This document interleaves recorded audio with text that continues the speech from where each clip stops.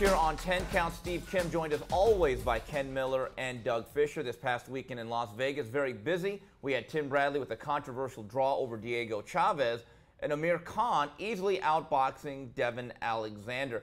Ken, Alexander Khan, did Alexander's style make Khan look better than he really is?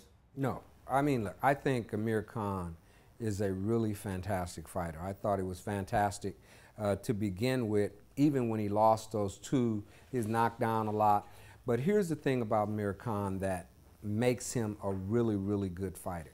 He can fight multiple styles, and he has tremendous power in both hands for the weight.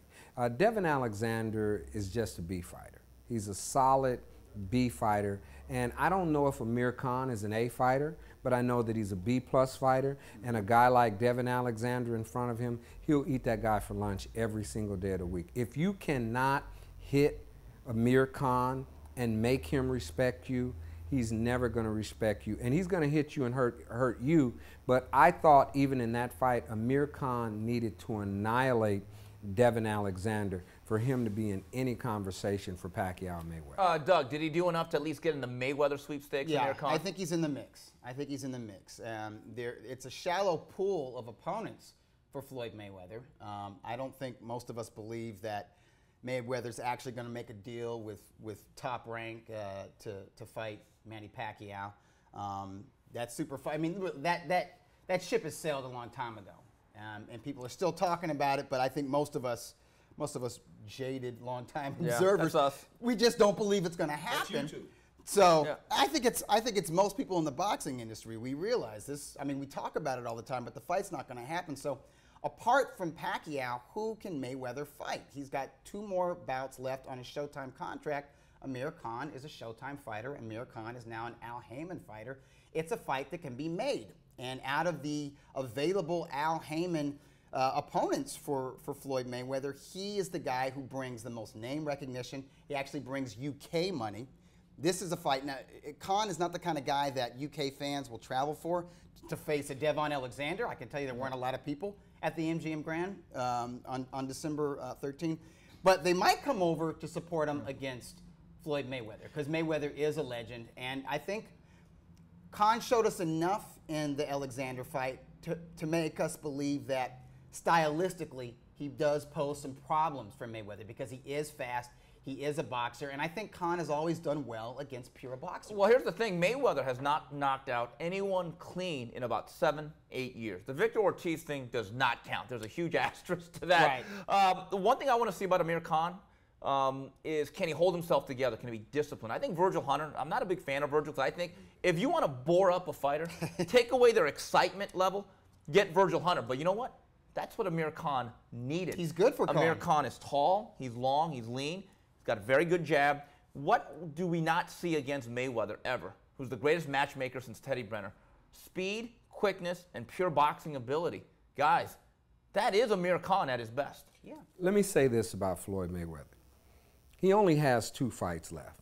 And the next fight, regardless what anybody says, is going to be against Pacquiao. It's going to be May 2nd. You think it's going to happen? Well, hold on. That fight. There's a jaded insider who thinks that fight is absolutely going to happen for 2 reasons, and 2 reasons alone.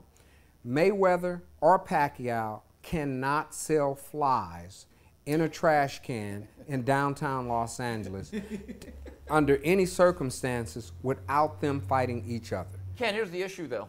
Mayweather is still drawing a lot better than Pacquiao. He's drawing more flies, if you want to use that terminology.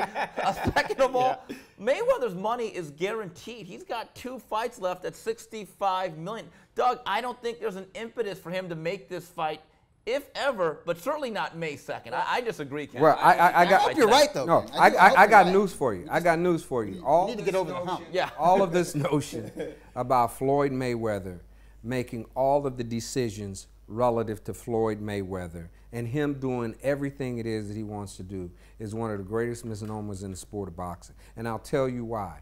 If I'm paying you $200 million, we're going to sit down at a dinner table or a breakfast table, and you're going to throw something out to me. Now, if I'm paying you the money and I agree with it, I agree with it. If you notice something, you weren't there because you were barred from the Maidana fight. Oh, yes, I was. Lucky you. Lucky me, by the way. Yes. But at the Maidana press conference, Floyd was trying his best to navigate his way out of even fighting in May. You know, he says, oh, I've been getting good numbers, and he says, I don't really have to fight, you know, in May. You know, maybe I'll fight back in September. And there was just a whole room of silence when he said that. And then the Showtime executive looked at him as if, dude, what the H are you talking about? So, look, at this point, Showtime has to recoup something on their investment, and it's going to be May 2nd. So wait a minute. So maybe on my pound for pound list, Les Moonves should be number one. But I also think that Floyd is a realist. If Canelo Cotto, which we'll talk about later, is consummated, that's going on May 2nd. Doug, Bradley Chaves, I don't know about you. I was stunned by the decision. And Julie Letterman's someone that we've known for years. Yeah. I'm not going to say that she's corrupt or she's bad. I think she's a good judge. Yeah. But how could anyone give 8 rounds to Diego Chaves? I don't know. I scored 8 rounds for Tim Bradley. I thought he was the clear winner in the fight. I wasn't surprised that it was a draw because Tim Bradley engaged probably more than he should have. I do know that Julie Letterman is a judge that has a lot of appreciation for the art of boxing. She will score a round for a guy who is stylistically a boxer and actually goes out there and does it, goes out there and boxes like, say, a Mayweather or an Amir Khan. Bradley has that ability, but sometimes he likes to scrap. Maybe more than is good for him. And I think the bout became a rough bout, and I think she was watching that and she was thinking, okay, these guys are getting in there, they're mixing it up, they're grappling, they're butting heads, it's a rough fight. A rough fight is Diego Chaves' fight. So that's how she looked at it. And I think when you have a fight where there's a lot of inside fighting, a lot of grappling, there's a lot that can be missed sitting from ringside. You see probably the fight better on TV or from the audience, but when you're right up sitting on one side of the ring apron and you're looking up and the guys are on the inside and they're butting heads and they're body shots and they're roughing it up and the grappling, you might give the guy who is the better grappler the benefit of the doubt in a close round. But Doug, with that said, these are professional judges. You're right. They're supposed to be able to honestly, work through the muck.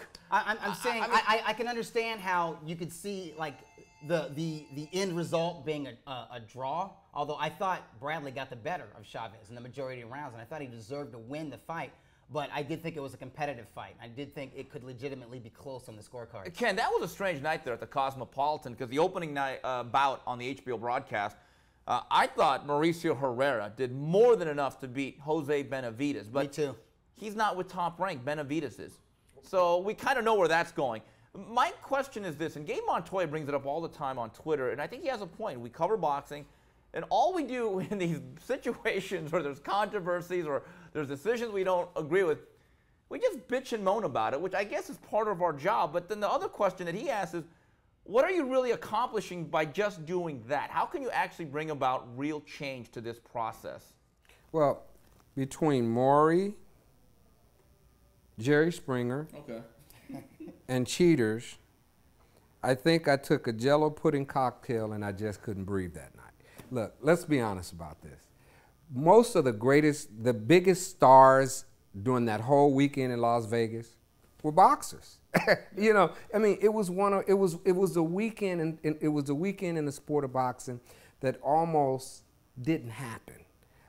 You know, Bradley's fighting at the Cosmopolitan. What, 2,000 people over there. Between the two shows, they had 9,000 people show up on a weekend in Las Vegas. And about 6,000 actually paid for that. Maybe 6,000 paid tickets. And 6,000 actually paid. And I think a lot of times the people who are really most, look, we're doing boxing a great service because we're trying to drive people to the sport of boxing.